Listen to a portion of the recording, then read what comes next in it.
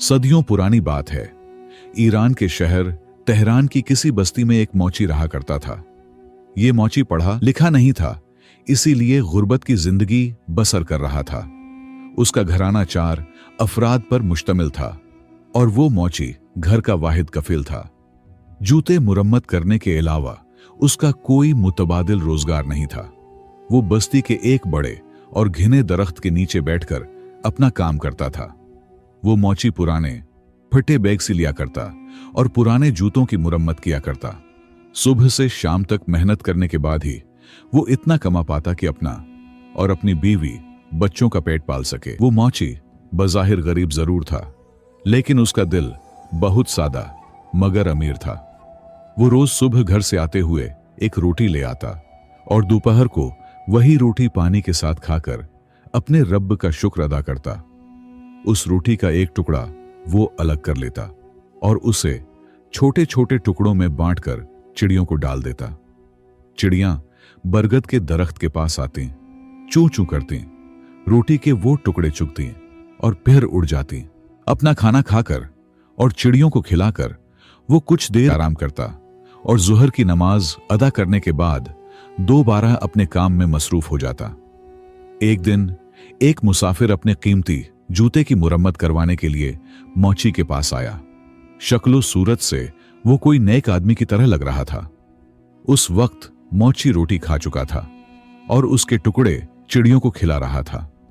मुसाफिर ने यह मंजर देखा कि खुश्क सूखी रोटी में से भी मौची ने चिड़ियों के लिए एक टुकड़ा बचा रखा है और फिर हाथ जोड़कर अल्लाह का शुक्र भी अदा कर रहा है। तो वो इस मौची की सखावत और दरिया दिल्ली देखकर बहुत मुतासिर हुआ। मुसाफिर ने उससे कहा, बाबा जी, आप सूखी रोटी खाकर भी रब का शुक्र अदा करते हो। हालांकि इस दुनिया में बहुत से लोग ऐसे हैं जो बेहतरीन खाने खाकर भी अपने रब का शुक्र अदा नहीं करते, और तुम तो इस रोटी का आधा हिस्सा उन चिड़ियों को भी दे देते हो। मौची जवाब देते हुए बोला, मैं गरीब तो हूं मगर फिर भी किसी अमीर से कम नहीं हूं।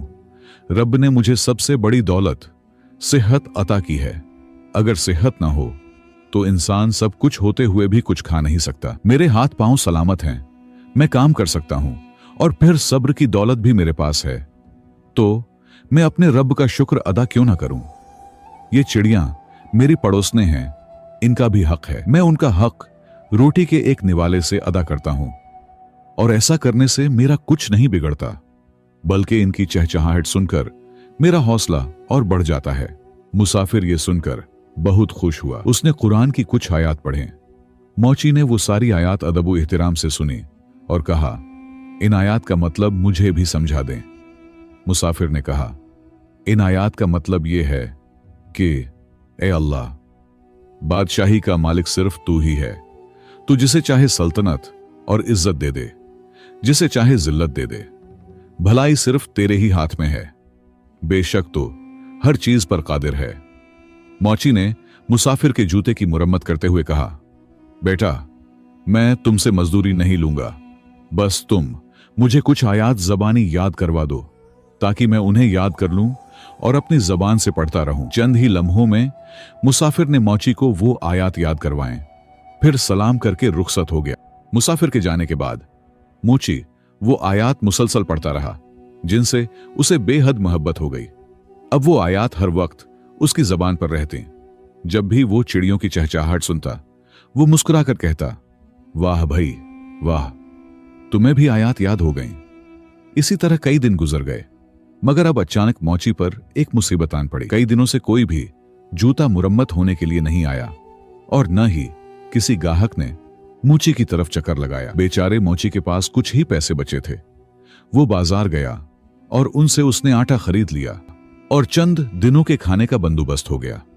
वो रोज अपने काम पर जाता, उस बरगद के दरख्त के नीचे बैठा रहता, गली को बड़ी तरसती निगाह से देखता कि शायद अभी कोई उसकी तरफ आ रहा हो, लेकिन न तो कोई गाहक आता और न ही जूते मुरम्मत करने का कोई काम। अगले चंद ही दिनों में आटा भी खत्म हो गया और चिड़ियां भी रोज रोटी की आस में खाली हाथ वापस लौट कर जाने लगी। अगले दिन भी वो काम पर गया, सारा दिन भूखा बैठा रहा और उसने कई बार महज पानी पीकर गुजारा किया। उसे भूख लग रही थी, लेकिन उसके पास खाने को कुछ भी नहीं था। उसे अपने साथ साथ अपने बीवी बच्चों की भी फिक्र सताए जा रही थी। सारा दिन कोई काम न आया तो शाम को खाली हाथ थका हारा घर वापस आ गया। घर में अनाज का एक दाना भी नहीं था। सबके सब भूखे पेट सो गए। इसी हालत में 2 दिन और गुजर गए। पानी के सिवा कुछ भी उनके पेट में न गया। सब अहले खाना भूख से निढाल हो चुके थे।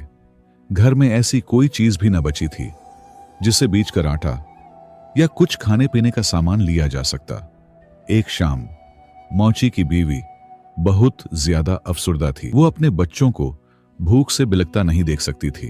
बूढ़ा मौची जैसे ही घर आया तो वो रोने लगी और बोली, अगर आज उन्होंने कुछ न खाया तो हमारे मासूम बच्चे मर जाएंगे। 4 दिन हो गए, इनके पेट में एक दाना भी नहीं गया। इन बेगुनाह बच्चों का क्या कसूर है? मूची की बेवी ने उससे कहा, आप आज ऐसा करें कि उस सामने वाले घर में चले जाएं। आज वहां खाने का इंतजाम हो रहा है। बाहर हलवाई खाना पका रहे हैं। तुम पड़ोसी से कुछ खाना या पैसे मांग लो ताकि इन बच्चों का पेट भर जाए। मूची उदास बैठा था। उसने कहा, हमारा सामने वाला पड़ोसी बहुत कंजूस है। वो गरीब लोगों की मदद करने को एक जुर्म समझता है। मैं किसी का एहसान लेना नहीं चाहता, मगर इन बच्चों की हालत मुझसे देखी नहीं जा रही।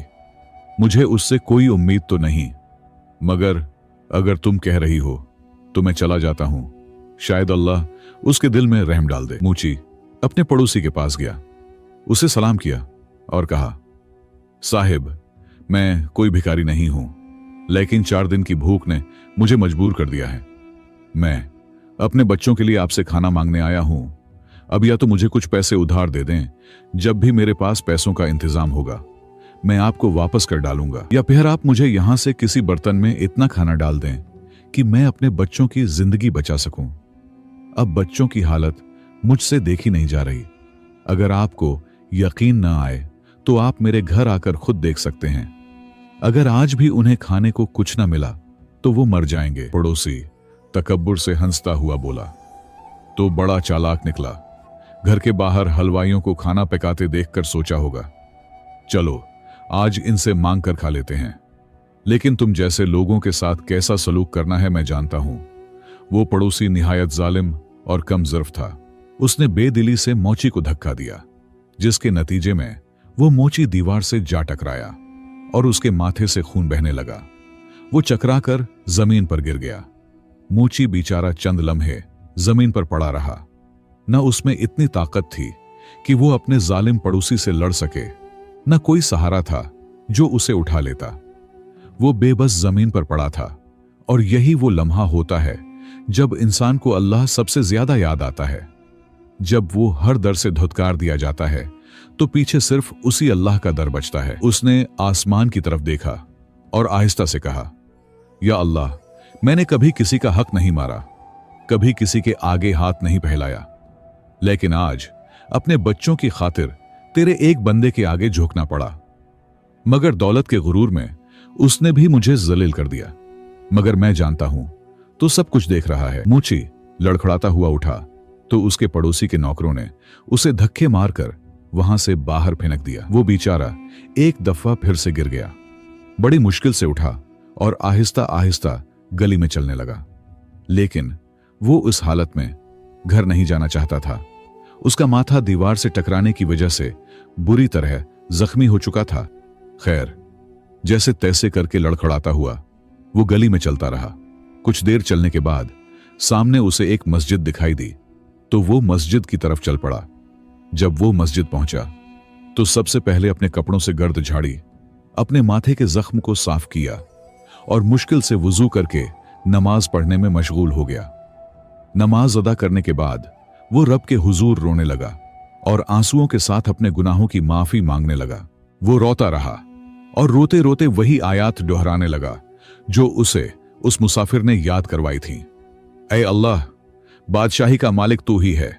तू जिसे चाहे इज्जत देता है, तू जिसे चाहे जिल्लत देता है, और तू हर चीज पर कुदरत रखने वाला है। इतने में मस्जिद में एक आदमी आया जब उसने मूची की जबान से ये अल्फाज सुने तो उसके दिल पर गहरा असर हुआ। वो भी वहीं नमाज पढ़ने लगा। नमाज अदा करने के बाद उसने मूची को सलाम किया और कहा, मैं एक ताजिर हूं, मैं इस शहर में अपना सामान लेकर आया हूं, लेकिन जब मैं यहां पहुंचा तो मेरे साथी का इंतकाल हो गया। अब मुझे एक नया साथी चाहिए। तू भी अल्लाह के घर में है और मैं भी। अगर तू मेरे साथ काम करेगा तो मैं तुझे तेरा पूरा हक दूंगा, लेकिन तू वायदा कर कि ईमानदारी से काम करेगा। मूची ने रब का शुक्र अदा किया क्योंकि रब ने उसकी दुआ सुन ली थी। मूची ने इस ताजिर के साथ काम करने में रजामंदी दी। फिर उस आदमी ने मूची को कुछ रकम दी और उससे कहने लगा, ये तुम कुछ पैसे रख लो, तुम मुझे जरूरतमंद लग रहे हो, हम कल से ही काम शुरू करेंगे। मूची ने उससे पैसे लिए और उन पैसों से कुछ खाने का सामान खरीदा और घर ले गया। सबने मिलकर खाना खाया और अल्लाह का शुक्र अदा किया। अगले दिन मूची ने ताजिर के साथ काम करना शुरू कर दिया। उस ताजिर ने बाजार में एक दुकान किराए पर ली। वो ताजिर दूसरे शहर से चमड़े का माल लाता और उस दुकान में रख देता। उसने ये दुकान मूची के हवाले कर दी थी, इसलिए कि मूची उसका माल आगे बाजार में फरोख्त करता। उसने मूची के साथ मिलकर यह कारोबार काफी साल किया।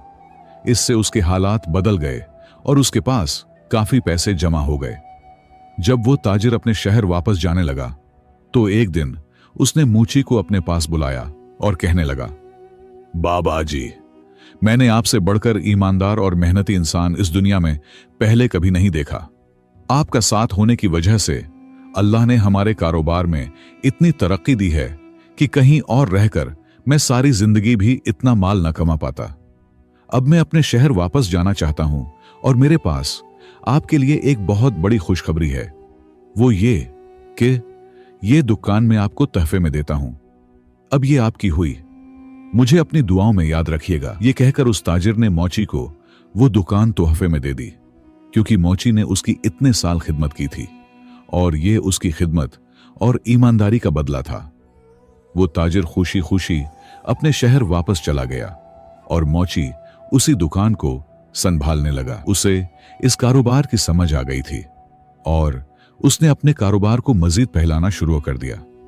अल्लाह ने उसके कारोबार में बरकत डाल दी और वो मूची थोड़े ही अरसे में शहर का सबसे अमीर आदमी बन गया। उसने एक खूबसूरत सा घर बनाया और जो कुरान की आयत वो हर वक्त पढ़ा करता था, उसकी तहरीर एक पत्थर पर लिखवा कर अपने घर के दाखिली दरवाजे पर लगवा दी। अब उसके घर में कई नौकर काम करते थे और बावर्ची खाने में रोजाना बहुत सा खाना तैयार होता था। जो भी गरीब या मिस्कीन उसके घर आता, मूची उसे से बिठाता, खाना खिलाता और उसकी मदद करता। बरगद के दरख्त पर रहने वाली चिड़ियों को भी वो आज तक नहीं भूला था। वो रोजाना उन्हें रोटी और दाने डालता। फिर एक दिन सर्दियों का मौसम था। एक आदमी सर्दी के बायस कांपता हुआ उसके दरवाजे पर आया। मूची का नौकर उसे अंदर ले आया, उसे नए कपड़े दिए और मेहमान खाने में बिठाकर उसे गर्म गर्म खाना खिलाया। उस आदमी की हालत देखकर नौकर रोने लगा। इत्तेफाक से मूची का चक्कर भी रसोई में लगा। उसने नौकर को रोते देखा तो पूछा, क्या बात है, तू क्यों रो रहा है? नौकर ने कहा, हुजूर, जो आयत आपके दरवाजे पर लिखी है, आज उसका मतलब मुझे समझ आया है। ये आदमी जो अभी अभी सर्दी से कांपता हुआ यहां आया, कई साल पहले बहुत अमीर आदमी था। उसके पास बेहद दौलत थी, मगर वो हमेशा गरीबों को बेवकूफ समझता था और कभी भी किसी को खैरात नहीं देता था। आज उस रब ने उसे ऐसी हालत में यहां भेजा है। मूची ये सुनकर कहने लगा, दरहकीकत रब हर चीज पर कादिर है, इज्जत और जिल्लत उसी के हाथ में है। फिर जब मूची दूसरे कमरे में गया तो उसने देखा कि यह तो वही उसका पुराना मगरूर पड़ोसी बैठा है, जिसने कई साल पहले उसे धक्के देकर अपने घर से निकाला था। मूची ने उसे सलाम किया और कहा, मैं वही गरीब मूची हूं जिसे कई साल पहले तूने अपने घर हूं से धक्के मारकर निकलवा दिया था। मैं भीख मांगने वाला नहीं था, लेकिन एक बार कई दिनों की भूख ने मुझे मजबूर कर दिया था कि मैं तेरे दर पर मदद मांगने चला गया। उस वक्त तूने मुझे धत्कार कर घर से निकाल दिया था। उस दिन जो मेरे माथे पर चोट लगी थी, उसका निशान आज भी बाकी है। पड़ोसी ने मौची को पहचान लिया और रोने लगा और रोते रोते बोला, रब ने मुझे सजा दी है। मेरा सारा कारोबार तबाह हो गया, मेरी बीवी भी मर गई और मेरे बच्चों ने भी मुझे घर से निकाल दिया। मैं अब बीमार और कमजोर हो गया हूं। अब मेरे पास ना तो सर पर छत है और न ही कोई सहारा। यह सच है कि जो भी दौलत पर गुरूर करता है उसका अंजाम हमेशा बुरा होता है। बस इंसान को गुरूर नहीं करना चाहिए। मौची ने कहा, हां, हर चीज रब के हाथ में है और अल्लाह के अलावा किसी के सामने भी अपना दामन नहीं फैलाना चाहिए और न ही दौलत पर मान करना चाहिए। पैसा क्या है, ये तो आने जाने वाली चीज है। इस पर गुरूर करना अच्छी बात नहीं होती। लेकिन अब तुझे तेरे किए की सजा मिल चुकी है। सच्चे दिल से रब से माफी मांग ले, वो बड़ा रहम दिल है, वो जरूर तेरी माफी कबूल करेगा। ये ले, पकड़ पैसे, इनसे तू दोबारा अपना काम शुरू कर ले। रब तेरी मदद जरूर करेगा, क्योंकि बिलाशुबा रब हर चीज पर कादिर है। इस अमीर ताजिर का गुरूर खाक में मिल गया था। वो दुआएं देता हुआ वहां से चला गया। प्यारे दोस्तों, ये एक कहानी नहीं बल्कि हकीकत है कि जब लोगों के पास माल होता है तो ज्यादातर लोग अपनी औकात से बाहर हो जाते हैं। उन्हें गरीब ऐसे लगते हैं जैसे कोई बीमारी हो कि अगर वो उनकी मदद करेंगे तो उन्हें भी बीमारी लग जाएगी। दौलत की हिरस इन अमीर जादों को फिरौन बना देती है। लेकिन दोस्तों, ये बात जहन में रखो कि अल्लाह बादशाह को फकीर बनाने पर भी कादिर है। वो जात जिसे चाहे इज्जत दे और जिसे चाहे रुस्वा कर दे। हमें चाहिए कि हम दौलत पर मान न करें बल्कि गरीबों और मिस्किनों पर खर्च करें और सदका खैरात करते रहें। इसी में ही हमारी भलाई है।